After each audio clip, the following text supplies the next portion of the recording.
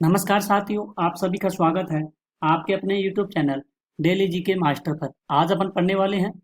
आज है 10 जून 2024 से जितने भी करंट अफेयर्स के क्वेश्चन बनते हैं उनको अपन डिस्कस करने वाले हैं।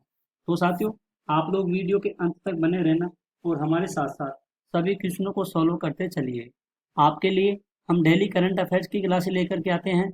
ऑल कंपटीशन के लिए, सभी एग्जामों के लिए करंट अफेयर्स के क्वेश्चन काफ़ी ज़्यादा महत्वपूर्ण होते हैं। साथियों, मैं आपसे फिर से बोल रहा हूँ, आप लोग हमेशा साथियों वीडियो के अंत तक बने रहना।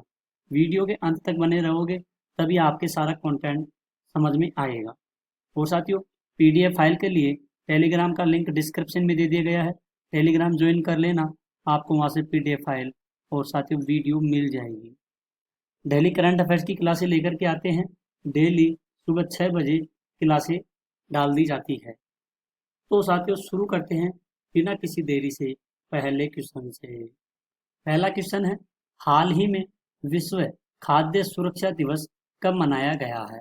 तो साथियों, हाल ही में विश्व खाद्य सुरक्षा दिवस 7 जून को मनाया गया है। कब? 7 जून को मनाया गया है, ध्यान में रखिएगा। 1 जून को विश्व दुग्ध दिवस मनाया गया है। 2 जून को तेलंगाना के स्थापना दिवस मनाया गया है। 3 जून को विश्व साइकिल दिवस मनाया है। और 4 जून को आक्रामकता के शिकार मासूम बच्चों का अंतर्राष्ट्रीय दिवस मनाया गया है। 5 जून को विश्व पर्यावरण दिवस मनाया है। और 6 जून को संयुक्त राष्ट्र रूसी भाषा दिवस मनाया गया है। ये सारे के सारे जितने भी थीम हैं, ये काफ़ी ज़्यादा इम्पोर्टेंट है। आप लोग इनको नोट भी कर लीजिए, आने वाले एग्जामों में पूछे जाएंगे। अगला क्वेश्चन है, हाल ही में किसने ISSF यानी कि म्यूनिक शूटिंग विश्व कप में स्वर्ण पदक कौन जीता है? तो स्वर्ण पदक किसके द्वारा जीता गया है? ये स्वर्ण पदक जीता गया है साथियों सरबजोत के द्वारा, सरबजोत सिंह के द्वारा जीता गया है स्वर्ण पदक। ध्यान में रखिएगा, इसका सी राइट आंसर हो जाएगा। इंपॉर्टेंट क्वेश्चन है, नोट कर लीजिए। अगला क्वेश्चन है, हाल ही में किसने गुडलेपा कौन सा गुडलेपा हल्लीकेरी पुरस्कार, हाल ही में गुडलेका हल्लीकेरी पुरस्कार 2024 का है, ये किसके द्वारा जीता गया है? तो ये जीता गया है सिद्धलिंग पतन सेट्टी के द्वारा। किसके द्वारा? सिद्धलिंग पतन सेट्टी के द्वारा जीता गया है, जिसका बी राइट आंसर हो जाएगा। इम्पोर्टेंट क्वेश्चन है, क्वेश्चन को नोट जरूर कर लीजिए और साथियों वीडियो को अंत तक बने रहिए, फुल सपोर्ट कीजिए। साथियों, शानदार क्लास लेकर के आए हैं करंट अफेयर्स के। आज काफ़ी ज़्यादा महत्वपूर्ण क्वेश्चन साबित होने वाले हैं। आप लोग चैनल को सब्सक्राइब जरूर कर लीजिएगा।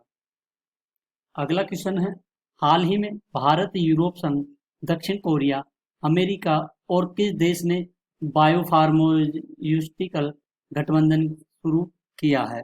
तो ये गठबंधन शुरू किया है जापान, भारत, यूरोपीय संघ, दक्षिण कोरिया, अमेरिका। ठीक है, तो इसका बी राइट आंसर हो जाएगा। जापान में 1000 वर्ष पुराना सेमेनसाई महोत्सव समाप्त हुआ है। जापान दुनिया का पहला लकड़ी का उपग्रह लॉन्च करेगा। जापान को समुद्र के अंदर ज्वालामुखी विस्फोट के बाद नया द्वीप मिला है। इसरो जापान की स्पेस एजेंसी की मदद से अगला चांद मिशन पूरा करेगा। जापान के याकोहामा में डांसिंग पिकाचू कार्यक्रम का आयोजन भी किया गया है। ये जितने भी पॉइंट है ये इम्पोर्टेंट है, इनको आप लोग ध्यान में रखिएगा। अगला क्वेश्चन है, हाल ही में किसने भारत की पहली एस्ट्रो टूरिज्म पहल का अनावरण किया गया है? तो भारत की पहली एस्ट्रो टूरिज्म है, इसका अनावरण किया गया है साथियों उत्तराखंड राज्य सरकार के द्वारा। ध्यान में रखिएगा, इसका सी राइट आंसर हो जाएगा। उत्तराखंड के मुख्यमंत्री ने हिमालयन बास्केट लॉन्च किया है। सामान्य नागरिक संहिता लागू करने वाला पहला राज्य उत्तराखंड बना है। उत्तराखंड के मुख्यमंत्री ने नशे के खिलाफ धामी अभियान शुरू किया है। उत्तराखंड सरकार ने बाहरी लोगों द्वारा कृषि भूमि खरीदने पर प्रतिबंध लगाया। संयुक्त सैन्य अभ्यास सूर्य किरण का 70वां संस्करण पिथौरागढ़ यानी कि उत्तराखंड में आयोजित किया गया है। ये इम्पोर्टेंट है सारे के सारे, एग्जाम की दृष्टि से ध्यान में रखिएगा। अगला क्वेश्चन है, हाल ही में किसने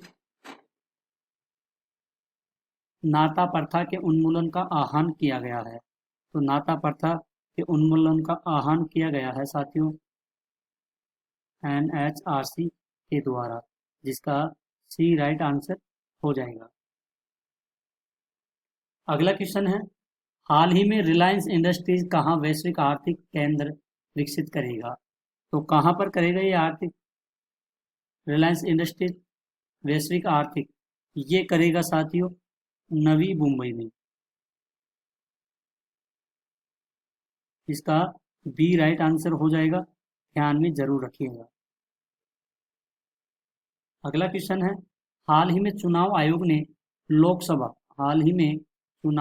ने लोकसभा चुनाव में कितने प्रतिशत मतदान की घोषणा की है? तो ये 65 साथियों 79% मतदान की घोषणा की गई है, जिसका सी राइट आंसर हो जाएगा। अगर साथियों आपको अपने डीके सर की वीडियो क्वालिटी कंटेंट पसंद आई है तो प्लीज़ साथियों चैनल को सब्सक्राइब कीजिए, प्लीज़ साथियों चैनल को सपोर्ट कीजिए। अगर आप लोग एक वीडियो पे 100 भी देखते हो ना, तो 100 में से आप लोग साथियों लगभग 1 या 2 सब्सक्राइबर बढ़ते हैं ओनली बस। तो आप लोग 100 दोस्त देखते हो ना, तो 100 में से अगर आप लोग 80-90 भी करते हो ना, तो हमें बहुत सारा सपोर्ट मिलता है साथियों। मैं इसलिए बोलता हूँ आप लोग सपोर्ट कीजिए हमें, हम आपकी वजह से डेली करंट अफेयर्स की क्लास लेकर के आते हैं और आप लोग हमारा सपोर्ट नहीं कर रहे हो साथियों। प्लीज़ साथियों सपोर्ट करिए। अगले क्वेश्चन की ओर बढ़ते हैं।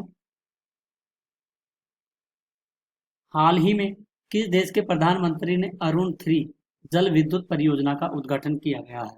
तो प्रधानमंत्री ने अरुण 3 जल विद्युत परियोजना का उद्घाटन किया गया है, ये किया है नेपाल में। इसके कौन से देश में किया गया है? नेपाल देश में। बहुराष्ट्रीय सैन्य अभ्यास शांति प्रयास फोर्ट नेपाल में शुरू हुआ है।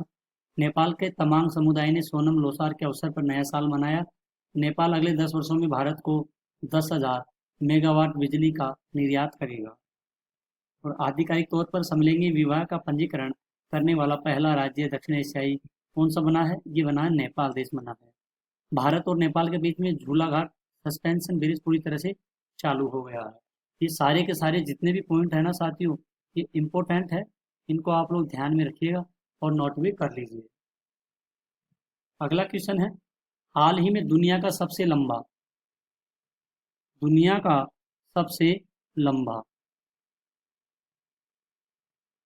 पैदल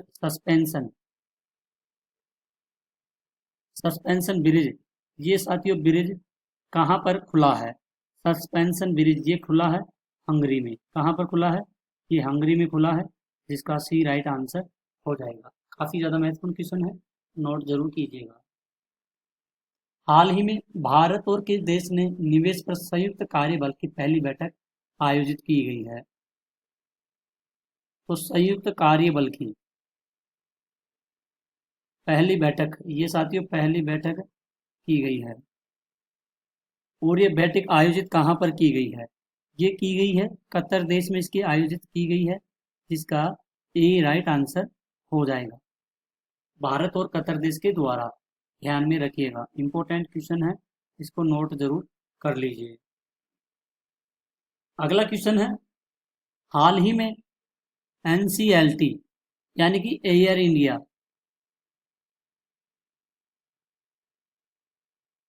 इंडिया और किसके विलय को मंजूरी मिली है?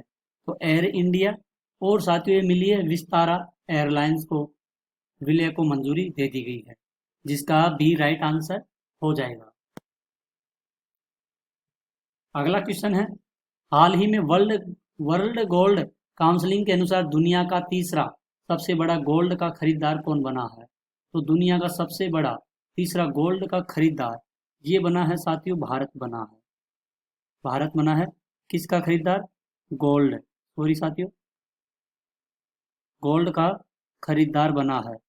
कौन बना है? भारत। कौन सा बना है? ये बना है तीसरे नंबर का, ध्यान में रखिएगा, इसका सी राइट आंसर हो जाएगा। अगला क्वेश्चन है, हाल ही में किस राज्य में नागी और नकटी अभयारण्य अंतर्राष्ट्रीय आबूमी बन गए हैं? तो साथियों ये बने हैं बिहार में। कहाँ पर बने हैं? बिहार में। एक तो बना है नागी, दूसरा बना है नकटी अभयारण्य अंतर्राष्ट्रीय आबूमी बन गए हैं। और ये बने हैं साथियों कहाँ पर? ये बने हैं बिहार में, ध्यान में रखिएगा। आइए पॉइंटों को देखते हैं। बिहार में 3 दिवसीय नागी पक्षी महोत्सव शुरू हुआ है। नंदकिशोर यादव को बिहार की विधानसभा का अध्यक्ष चुना गया। देश का पहला तांबे के आवरण वाला बापू टावर कहाँ पे बना है? ये पटना के गर्दनी बाग में बनाया गया है। COP कोप 28 में बिहार को नवीकरण प्रयासों के लिए अंतर्राष्ट्रीय सम्मान मिला है। ये सारे के सारे महत्वपूर्ण पॉइंट है, इनको आप लोग नोट कर लेना, काफी ज्यादा महत्वपूर्ण है। अब बढ़ते हैं अगले और लास्ट क्वेश्चन की ओर। अगला क्वेश्चन है, हाल ही में ग्रीस पनामा, कौन सा पनामा हो गया साथियों? ग्रीस पनामा, डेनमार्क, सोमालिया, और इसमें हो जाएगा साथियों डेनमार्क भी हो जाएगा, ध्यान में रखिएगा। और ये हो जाएगा सोमालिया। और किस देश को यूएनएससी का स्थायी सदस्य चुना गया है? तो साथियों क्वेश्चन को दोबारा पढ़ते हैं। हाल ही में ग्रीस पनामा, डेनमार्क, सोमालिया और किस देश को यूएनएससी का स्थायी सदस्य चुना गया है? तो स्थायी सदस्य चुना गया है, किसको चुना गया है साथियों? ये चुना गया है पाकिस्तान को चुना गया है, ध्यान में रखिएगा। भारत और पाकिस्तान ने अपने परमाणु प्रतिष्ठानों की सूची का आदान प्रदान किया है। पाकिस्तान ने एडवांस रॉकेट सिस्टम फतेह सेकंड का सफल परीक्षण किया गया है। पाकिस्तान ने आधिकारिक तौर पर ब्रिक्स की सदस्यता के लिए आवेदन किया है। पाकिस्तान के स्टार्टअप सी गार्ड ने शीर्ष जलवायु नवाचार प्रतियोगिता जीती है। ये साथियों जितने भी क्वेश्चन हैं जो काफी ज्यादा महत्वपूर्ण थे आज के एग्जाम की दृष्टि से, सभी एग्जाम की दृष्टि से देखा जाए तो पहली बात तो आप लोग वीडियो के अंत तक बने रहना और बेल आइकन को ऑन करके सब्सक्राइब कर देना। और ये जितने भी क्वेश्चन हैं और इनके साथ में जितने भी पॉइंट है ना, इनको साथियों आप लोग ध्यान से पढ़िए। अगर आप लोग चाहते हो तो आप लोग इनको नोट भी कर लीजिए। दोबारा रिवाइज के लिए आप लोग अपने नोटबुक उठा के रिवाइज भी कर सकते हो, वरना आपको दोबारा क्लास को रिवीजन करना पड़ेगा साथियों। काफ़ी ज़्यादा महत्वपूर्ण क्लासें लेकर के आते हैं हम डेली करंट अफेयर्स की, जो डेली आपके यूट्यूब चैनल पर डेली सुबह 6 बजे डाल दी जाती है। इंपॉर्टेंट क्वेश्चन लेकर के आते हैं, वही क्वेश्चन लेकर के आते हैं जो डेली अपडेट होते हैं। तो प्लीज़ साथियों चैनल को सब्सक्राइब कीजिए और हमें सपोर्ट कीजिए और बेल आइकन को ऑन कर देना।